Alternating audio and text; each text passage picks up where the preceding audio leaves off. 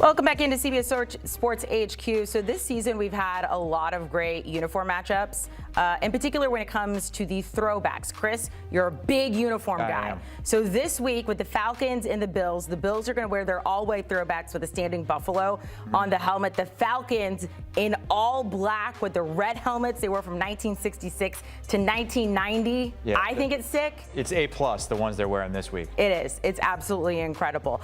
And all eyes when it comes to the Falcons, like they are every single week. They are going to be on September's NFC Offensive Player of the Month, Bijan Robinson, who is just, shooting up in the record books right now. We'll talk about that. Bijan, are you a uniform guy? Do you like the throwbacks? I love them.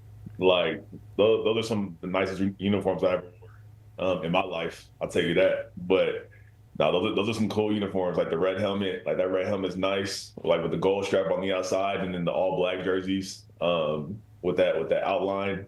It's pretty clean. So I'm happy we get to wear it on Monday night for everybody to see it. Does it do something different? Like when you put it on, like I feel like there's like just a little bit more of like getting pumped up. Oh, absolutely, absolutely. Like, not only that does it look great, you're seeing all your teammates wear it, and you're like, y'all, we're really about to go out here and show off in front of all these people. I do love like other people's throwbacks, but I feel like our throwback, it just hits a little harder with that red and black. Dude, absolutely. Okay, so since you are a uniform person, I have one I want you to judge and tell me what you think about this, because I love this uniform. Do you like this one? Do you like – so I went to Oklahoma, my dude. Do you like this uniform? What do you think about it?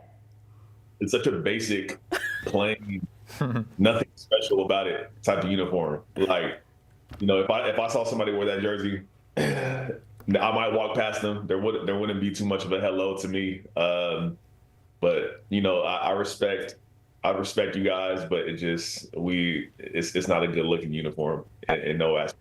It's classic is what it is. Texas is orange. I don't know what that is. We can agree on this, though. Do you think OU Texas, it's this weekend. It is my favorite weekend of the year when it comes to football. How fantastic is that rivalry?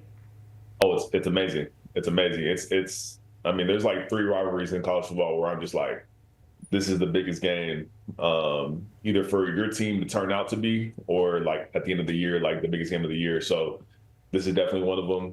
Everybody feels that rivalry. Everybody feels the week leading up to it, and not just us players, but the fans, people that don't even know the game. Like they're ready for it. So like, it's such a special time to like play in this game and to lead up to this week. And for us, like we need to get the win. So we can continue to throw it in y'all's face that we're just better than you, You know what? I don't appreciate that, but that's fine. I'm getting ready for the upset. Like, look, you made my life hell, especially in 2022. That was a phenomenal game for you, and I didn't like you. I'm just going to say that. I didn't like that game very much. Take me to Saturday. I know there's been so much talk about Arch Manning. What do you think about his performance, and give me a prediction of the game?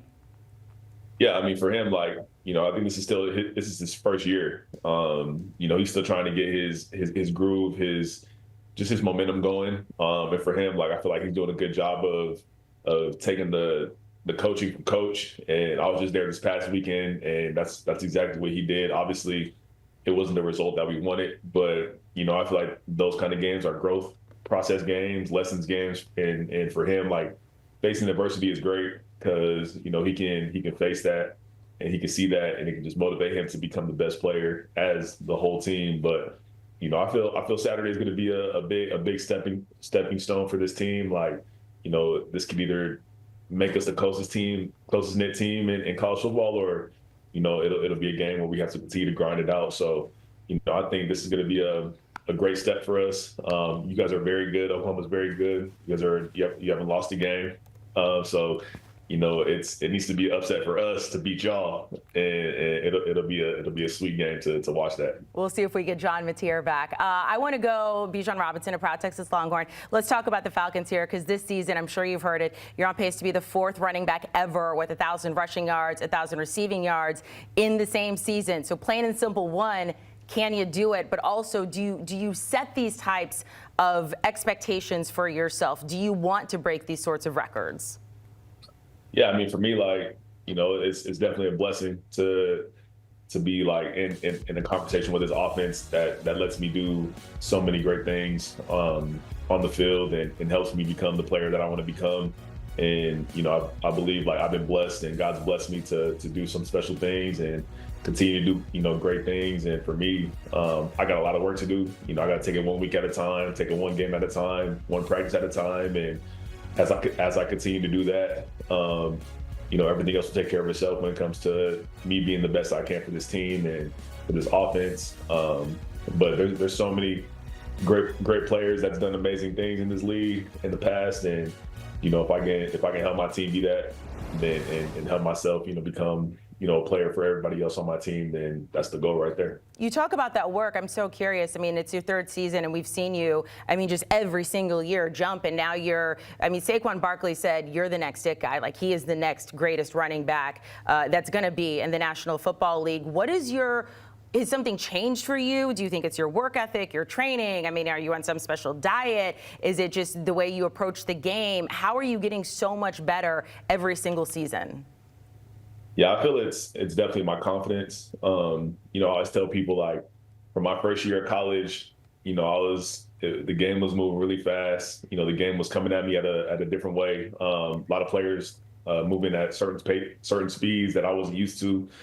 And then, fast forward to my third year in college, like, the whole game slowed down and everything just came quick, came easy. I knew first, second, third level reads in the pass game and the run game. So, I feel like that's how it is now for me from my first year now to now. Like, when you feel like you have that ball in your hands, like, everything just slows down in front of you and you can just see everything at a fast pace for yourself and control defenders, manipulate defenders. And, that just comes with time. And that just comes with, being experienced in your preparation and in my preparation and me and my coach looking at film all the time and stuff like that. So it's definitely a blessing to be at that point. And I always tell other guys too, like younger guys, just enjoy the process of you trying to learn and seeing yourself on that field and envisioning yourself doing amazing things on the field, because that's how you become great. That's how you become the player you want to become. And that's what I'm trying to strive for every single day as well. So basically, you're Neo from The Matrix. Like, these guys are coming at you, and it's just all in slow motion. That's crazy you said that. Somebody else said that the other day. No way. Oh, my gosh. That's funny.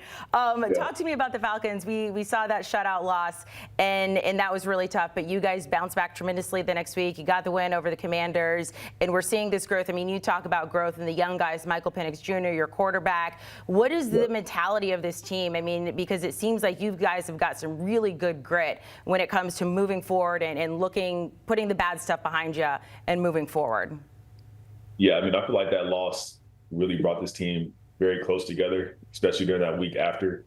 It was just us. Like, we try to blank out all the noise, and it was a week where we had to learn. The little details really matter, and for us, like, we can't go into games, thinking that we haven't won. Like, this is the NFL. None of that stuff matters. Like, every team's trying to come to earn what they've gotten, earn their paycheck, as they say in the NFL. But for us, like, we have to handle it 1 week at a time.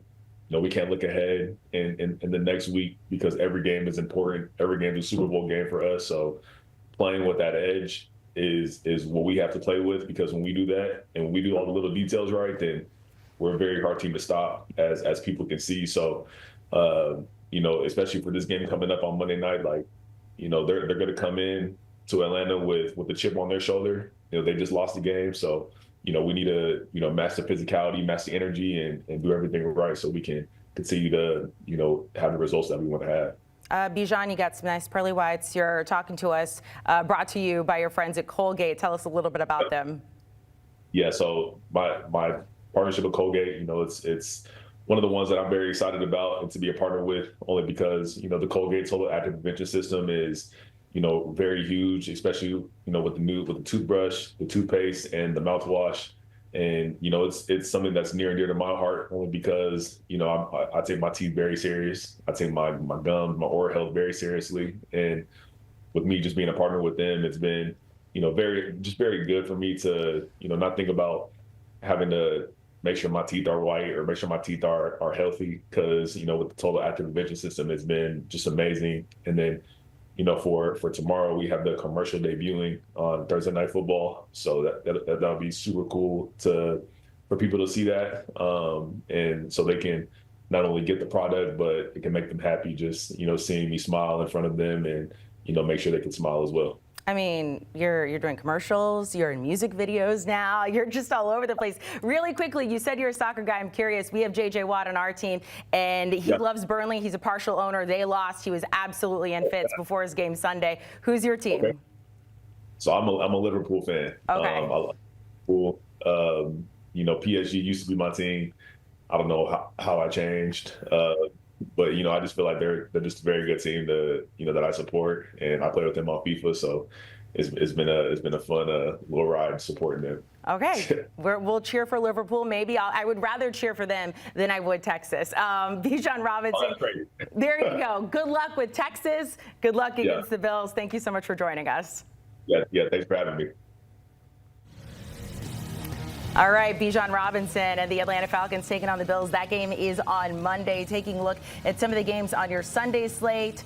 The Browns going up against the Steelers, the Chargers and Dolphins, Pats at Saints. Oh, hey, look at that, Chris. That's me. You want to promo my show? Why do they cut Kyle's head off? He's too tall. How about that? He's a little too tall. I think it's because you're too short and they had to pan down to you. Oh. You know what? I was not standing on a box. They really should have asked me to stand on a box.